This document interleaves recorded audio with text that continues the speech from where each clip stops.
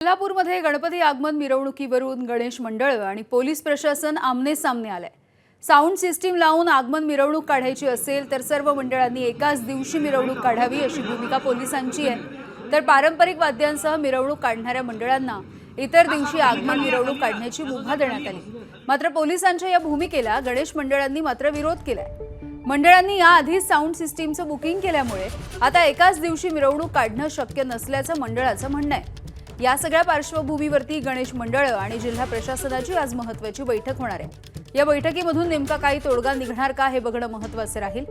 Police प्रशासन गणेश मंडळांना काही सूचना करणार आहेत। त्याचबरोबर गणेश मंडळांचे प्रश्न देखील या बैठकीमध्ये समजावून घेतले जातील। जिल्हा प्रशासन ज्या सूचना करतो त्या गणेश मंडळ मान्य करतात का हे देखील बघावं लागेल।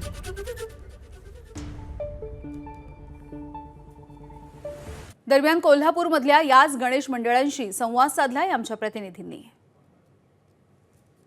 प्रशासनाने एसपी साहेबांनी आता खुलासा केला आणि आम्ही बी त्यांच्याशी सविस्तर चर्चा केली। खेळीमेळीत बैठक झाली। महासमितीचे बी सदस्य सगळे हजर होते।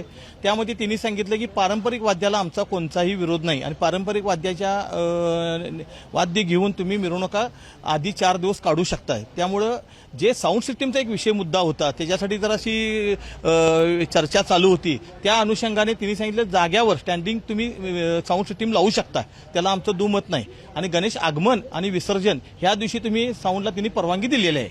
मिरवणूक माधव रोडला जे विसर्जन होणार आहे त्यावेळी त्यांनी सांगितले की नियमाप्रमाणे 2 बेस 2 टॉप म्हणजे याची परवानगी त्यांनी विसर्जन दिवशी दिलेली आहे। कोर्टाची ध्वनी प्रदूषण कायद्याचं उल्लंघन न होता तुम्ही कोल्हापूरकरांनी आनंद उत्सव साजरा करा असे त्यांनी सांगितलेलं आहे। आमच्या समितीमार्फत की तिसरी मागणी जी केली आम्ही ती देखाव्याच्या संदर्भातली ती तिसरी मागणी केली की बाबा ते असा विषय होता की 10 वाजता आणि नंतर 12चं की आम्ही ती वाढवून द्यावी अशी समितीमार्फत आम्ही मागणी केलेली आहे। ही तिसरी मागणी आमची त्यांना सांगितलेली आहे। आता योग्य वेळ आहे, अजून देखील जी काय असणारी परिस्थिती आहे ते आपण सुधारू शकतो। त्यामुळे असणारा जो काही वेळ आहे तो मंडळाला या ठिकाणी मिळू शकते। असणाऱ्या आगमन मिरवणूक असू दे किंवा विसर्जन मिरवणूक असू दे ह्याच्या बाबतीत प्रत्येक मंडळानं पारंपरिक असू देत किंवा विविध माध्यमातून या ठिकाणी जे काय आपलं वाद्य असते ते अगोदर ठरवून ठेवलेलं आहे। फक्त तारखा डिक्लेअर केल्यात। आता मिरवणूक आगमन मिरवणूक करायला काय हरकत नाही असं मला वाटते।